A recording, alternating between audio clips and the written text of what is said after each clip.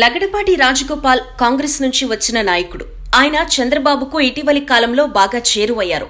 తాజా ఎన్నికల్లో ఆయన సలహా మేరకే చంద్రబాబు పార్టీ టికెట్లు అందరికీ కట్టబెట్టారు అని ప్రచారం కూడా ఉంది. కాంగ్రెస్ పార్టీ నుంచి వచ్చిన నాయకుల సలహాలు బాబు విని టీడీపీని పాడు చేస్తున్నారు అన్న ఆవేదన సీనియర్లలో ఉంది. దాన్ని ప్రతిబింబించేలా ఆయన తాజా వ్యాఖ్యలు ఉన్నాయి. లగడపాటి సర్వేను పనికిమాలిన సర్వేగా సీనియర్ నేత అయ్యన్న అనడం ఓ విధంగా సాహసమే.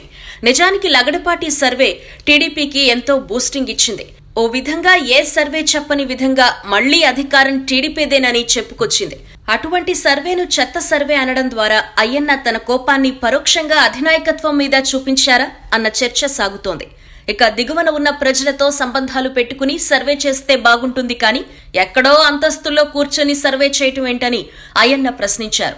ఈ విధంగా ఆయన అనటం ద్వారా లగడపాటి సర్వేను బోగస్ అని తేల్చేశారు. అంతేకాదు, దీన్ని నమ్మి ఎవరూ మోసపోవద్దని కూడా పిలుపివ్వడం బట్టి చూస్తుంటే చంద్రబాబు మీద ఇండైరెక్ట్ సెటైర్లున్నాయనే భావించాలని అంటున్నారంతా. ఓ విధంగా పార్టీ పరిస్థితి చెప్పడమే కాదు, రానున్న రోజుల్లో తిరుగుబాటుకు అయ్యన్న సిద్ధంగా ఉన్నారా అనే చర్చ ఊపందుకుంది.